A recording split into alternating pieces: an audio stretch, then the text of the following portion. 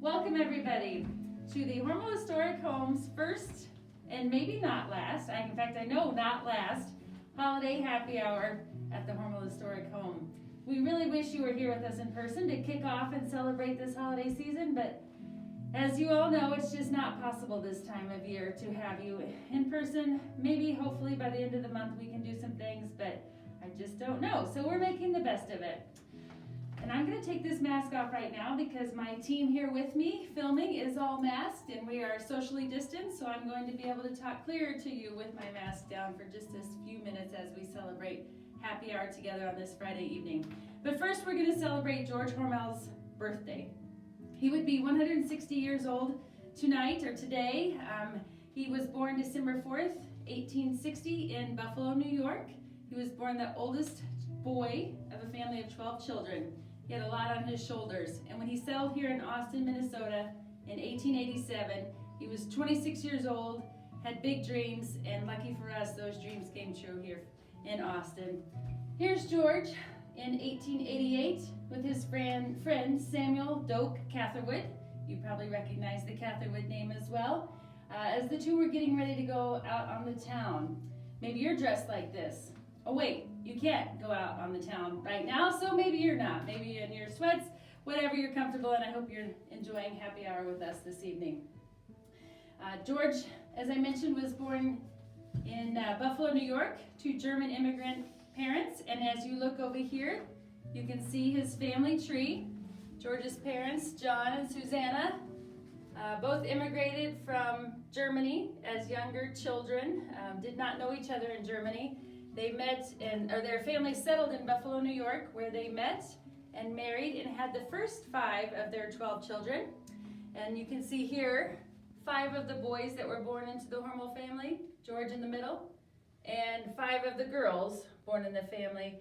The first young girl died in infancy. So there's the 10 surviving children of the Hormel family. George married Lillian Gleason from Blooming Prairie, if we have any Blooming Prairie viewers, in 1892, February. And later that year they welcomed their one and only son, Jay Hormel, who married Germaine in France. Well, he met in France and married in Britain in 1922. And then together they had the 3 sons here who are just adorable little guys, Jim being the surviving grandchild, still living in California. So that's the family tree. So I'm gonna head over this direction and visit with my bar manager, Luke Harrington, who's here to make us a cocktail for our happy hour event. And what are we gonna make tonight, Luke? Tonight we are going to make a fiery fashion, which is a spin on an old fashioned. It's super simple, and Fireball's not just for shots, so we can make a couple cocktails out of it. We're also making an Angry Elf with Fireball and Angry Orchard, so we'll go ahead and get those started. So they're both very simple cocktails. So I should let you know that when we talked about using whiskey in these drinks, I told Luke that Fireball would be a better choice because I don't like whiskey really, so. And I just felt that George would want an old fashioned for his birthday. So. Yeah. So we're just gonna pour a shot of Fireball into an ice glass. Add orange juice. And we're just gonna quick take that and shake it up so it immerses well.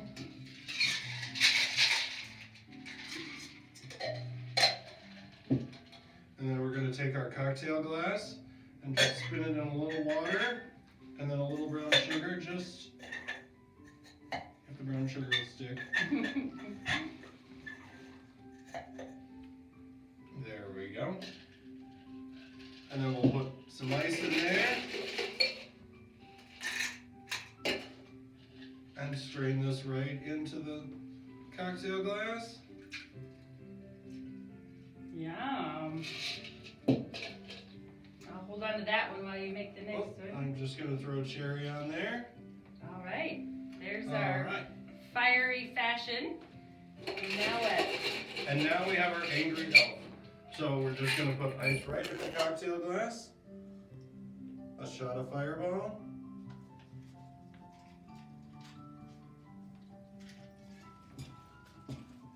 and add some Angry Orchard.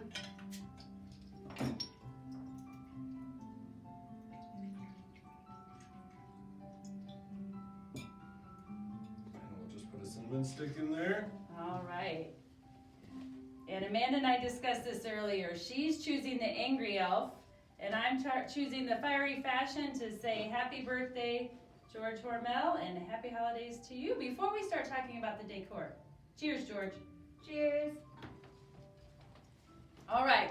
Now we can talk about the holidays. We had to get George's birthday in there. This is his office, as I mentioned, and so it's decorated in a more masculine decor that our decorating team chose to do in here.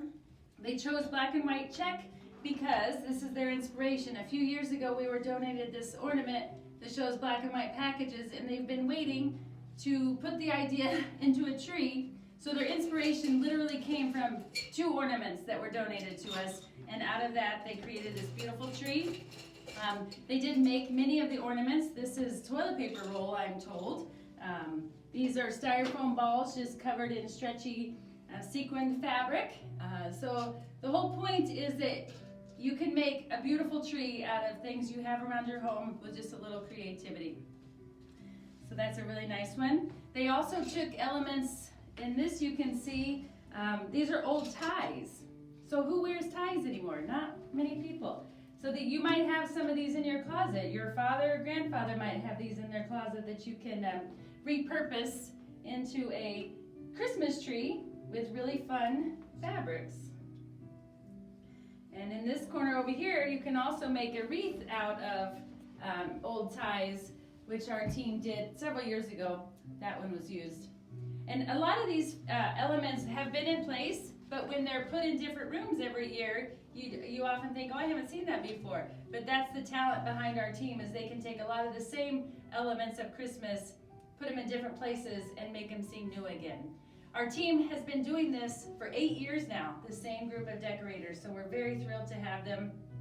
We just produced today a tour specifically with our decorators, which we'll be releasing to our members and for sale as well to others that want to see it. But it's great to hear from them and how they get their inspiration. So this is George Hormel's office. Can you imagine the discussions that went on in this when he lived in the home? Now let's go into the living room and see what our decorators have done in there. Thanks, Luke. All right, did I say living room? This is the library. So welcome to the library. George, as I mentioned, married his wife Lillian in 1892, and the couple just had the one child. So when they moved into this house, it was a large home for 3 people, but this space here could have been a nice intimate area for them to enjoy reading, discussing, playing games, or just enjoying the fireplace over here.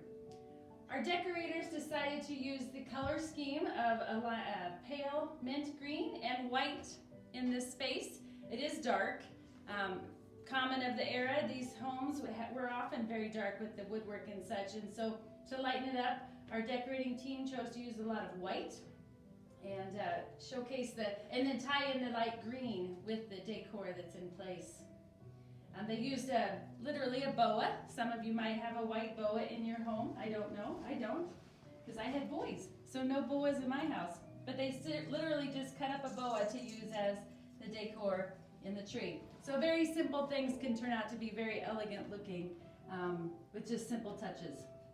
This is a very tall tree, a tall room, so they had to put a lot on it, and often big ornaments make the difference. So if you want to look over here, this is a picture showing the Hormel family's home in the early 1920s.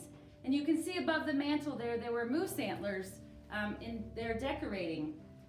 So to emulate that, several years ago we were donated a set of moose antlers that now are atop our mantle here in the library, featuring the white again in the light green. And this area is known as an glenook. Maybe some of you knew that. When I started in this role, I did not know that this space had an official name, and it is called an glenook. And it really is meant to be a separate space from the rest of the house.